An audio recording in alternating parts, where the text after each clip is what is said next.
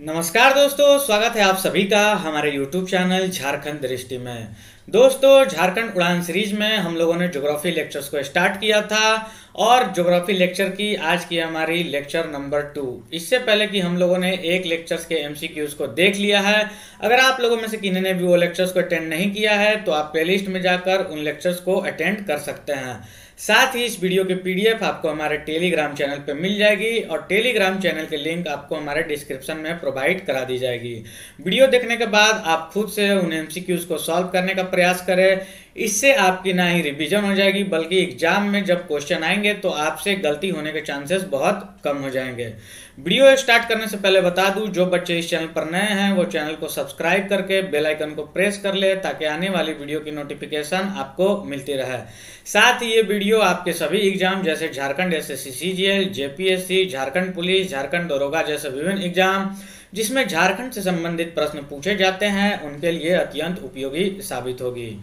और बहुत सारे लोगों से मैं ये भी कहना चाहता हूं कि आपको अगर हमारी वीडियो पसंद आती है तो वीडियो को लाइक ज़रूर करें। आप लोग वीडियो देखते तो हैं लेकिन वीडियो को लाइक नहीं करते हैं, तो वीडियो को लाइक ज़रूर करें। इससे हमारा लेक्चर्स बनाने का मोटिवेशन बना रहता है। आपका एक लाइक हमारे लिए बहुत कीमती है। तो चलिए आज की इस वीडियो में हम सॉल्व करने का प्रयास करेंगे झारखंड के भूगर्भिक संरचना के MCQs को।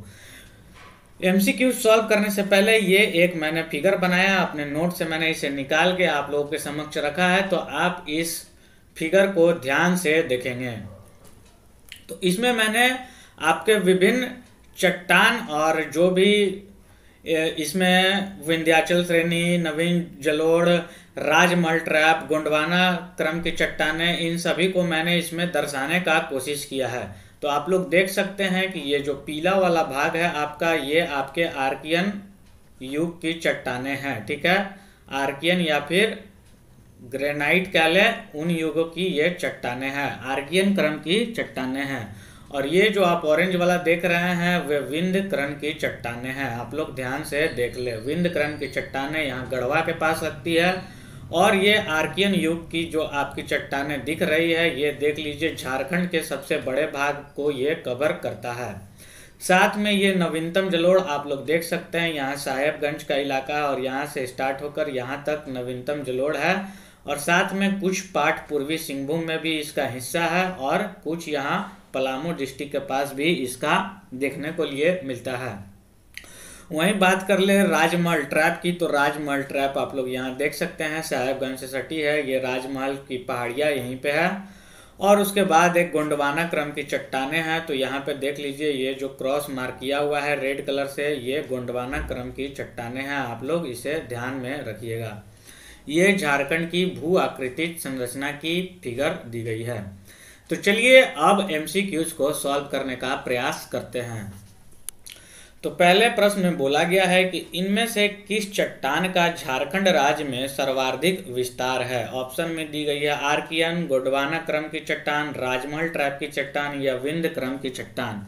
तो आप लोग फिगर में देख के तो समझ ही गए होंगे, ये पीले वाले भाग जो है ये आर्कियन युगीन चट्टान है। तो आर्कियन कालीन चट्टान इसका सही उत्तर हो जाएगा, पहला का A। ठीक है। क्वेश्चन नंबर 2 में पूछा गया है कि झारखंड राज्य के लगभग कितने प्रतिशत भूभाग पर आर्कियन कालीन चट्टानों का विस्तार है। ठीक है, तो ये कुल 90% भूभाग पर झारखंड के आर्कियन चट्टानों का विस्तार है। आप लोग जैसा कि देख सकते हैं। बढ़ते हैं प्रश्न संख्या 3 की ओर और इसमें बोला गया है कि छोटा नागपुर पठारी क्षेत्र की आग्नेय, अवसादी तथा रूपांतरित चट्टानों का संबंध इनमें से किस क्रम की चट्टानों से है। ठीक है, तो ये आर्कियन क्रम की चट्टानों से है। छोटा नागपुर पठारी क्षेत्र की आग्नेय, अवसादी तथा रूपांतरित चट्टानों का संबंध आर्कियन क्रम की चट्टानों से है। चलिए वीडियो में आगे बढ़ते हैं और देखते हैं प्रश्न संख्या 4 को। इसमें बोला गया है कि झारखंड राज्य के लगभग कितने प्रतिशत भूभाग पर आग्नेय तथा रूपांतरित चट्टानों का विस्तार है 2019-20 के आर्थिक सर्वेक्षण के अनुसार। तो इसका आंसर हो जाएगा हमारा 85%। ठीक है, 85% भूभाग पर आग्नेय तथा रूपांतरित चट्टानों का विस्तार है। बढ़ते हैं प्रश्न संख्या 5 की ओर, और इसमें बोला गया है कि झारखंड राज्य की अधिकांश चट्टानों का विस्तार कहाँ है। ठीक है, झारखंड राज्य की अधिकांश चट्टानों का विस्तार है, तो ये है पूरब पश्चिम में। ठीक है, पूरब पश्चिम में अधिकांश चट्टानों का विस्तार है, पूरब से पश्चिम की ओर। बढ़ते हैं प्रश्न संख्या 6 की ओर, और इसमें बोला गया है कि झारखंड के किस क्षेत्र में धारवाड़ क्रम की चट्टानों का सर्वाधिक विकास हुआ है। ठीक है, झारखंड के किस क्षेत्र में धारवाड़ क्रम की चट्टानों का सर्वाधिक विकास हुआ है, तो इसका आंसर हो जाएगा कोल्हान के पहाड़ी क्षेत्रों में। ठीक है, कोल्हान के पहाड़ी क्षेत्रों में धारवाड़ क्रम की चट्टानों का सर्वाधिक विकास हुआ है। बढ़ते हैं प्रश्न संख्या 7 की ओर, और इसमें बोला गया है कि निम्न में से किस क्रम की चट्टाने को आयरन ओर सीरीज भी कहा जाता है। ठीक है, लौह अयस्क की श्रृंखला यानी कि आयरन ओर सीरीज। ठीक है, आयरन और सीरीज भी कहा जाता है, तो ये धारवाड़ क्रम की चट्टानों को कहा जाता है। आप लोग इसे ध्यान में रखिएगा। बढ़ते हैं प्रश्न संख्या 8 की ओर, और इसमें बोला गया है कि झारखंड राज्य के इनमें से किस क्षेत्र में धारवाड़ क्रम की चट्टानों का विस्तार पाया जाता है। ठीक है, झारखंड राज्य का वह कौन सा क्षेत्र है जहां पर धारवाड़ क्रम की चट्टानों का विस्तार पाया जाता है, तो ये है पूर्वी सिंहभूम, पश्चिमी सिंहभूम और सरायकेला खरसावां का इलाका। इसका आंसर उपयुक्त सभी हो जाएगा। देख लीजिए, ये पूर्वी सिंहभूम, ये पश्चिमी सिंहभूम और सरायकेला खरसावां का इलाका ये है। आप लोग इसे ध्यान में रखिएगा, इधर ही धारवाड़ क्रम की चट्टानें पाई जाती है। बढ़ते हैं प्रश्न संख्या 9 की ओर, और इसमें बोला गया है कि झारखंड के किस क्षेत्र में विंध्य क्रम की चट्टानें पाई जाती है। झारखंड का वह कौन सा क्षेत्र है जहां पर विंध्य क्रम की चट्टानें पाई जाती है, तो इसका आंसर हो जाएगा गढ़वा। एक बार आप लोग फिगर में भी देख ले, ये गढ़वा का इलाका है, और मैंने बताया भी था कि विंध्य क्रम की चट्टानें यहाँ पाई जाती है। तो चलिए वीडियो में आगे बढ़ते हैं और देखते हैं प्रश्न संख्या 10 को, और इसमें बोला गया है कि झारखंड राज्य के किस भाग में विंध्य क्रम की चट्टानें पाई जाती है, तो ये कौन सा भाग हो जाएगा, उत्तर पश्चिमी भाग हो जाएगा। गढ़वा डिस्ट्रिक्ट उत्तर पश्चिमी भाग में पड़ता है। अगर झारखंड की नक्शा हम लोग देखें तो यहाँ पे गढ़वा डिस्ट्रिक्ट पड़ता है, और अगर हम लोग देखें तो ये उत्तर पश्चिमी भाग में आता है। ये आपका नॉर्थ, ये साउथ, ये वेस्ट और ये ईस्ट, तो ये नॉर्थ वेस्ट पार्ट में पड़ता है।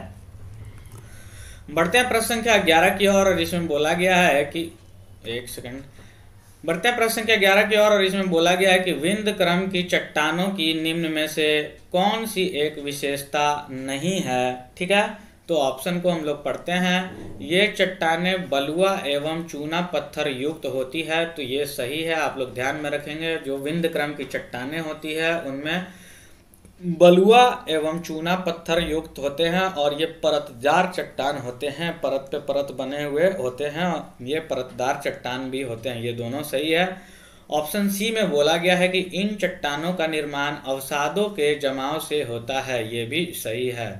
यानी कि 3 सही है, इसका मतलब ये ऑप्शन नंबर डी गलत हो जाएगा। इन चट्टानों का निर्माण लावा के निक्षेप से हुआ है, ये गलत है आपका, ये आंसर नहीं होगा।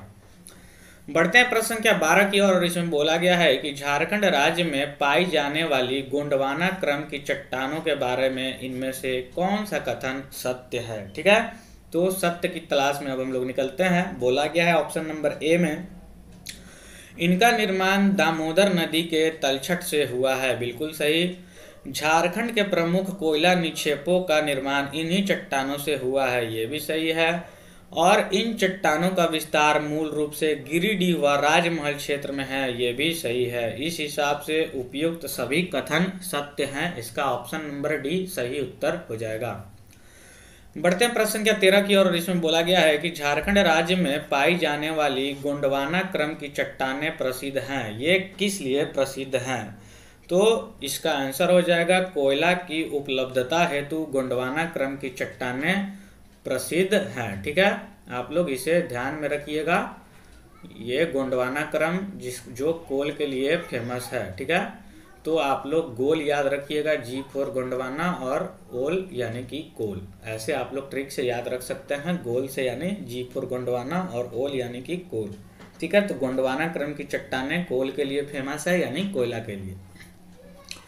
बढ़ते हैं प्रश्न संख्या 14 की ओर और इसमें बोला गया है कि हिमालय पर्वत के उत्थान के दौरान इनमें से कौन सा प्रभाव झारखंड क्षेत्र में पड़ा। ठीक है, तो ऑप्शन नंबर ए में दिया गया है कि हिमालय के प्रथम उत्थान के कारण झारखंड में पाट क्षेत्र का भी उत्थान हुआ, तो ये भी सही है।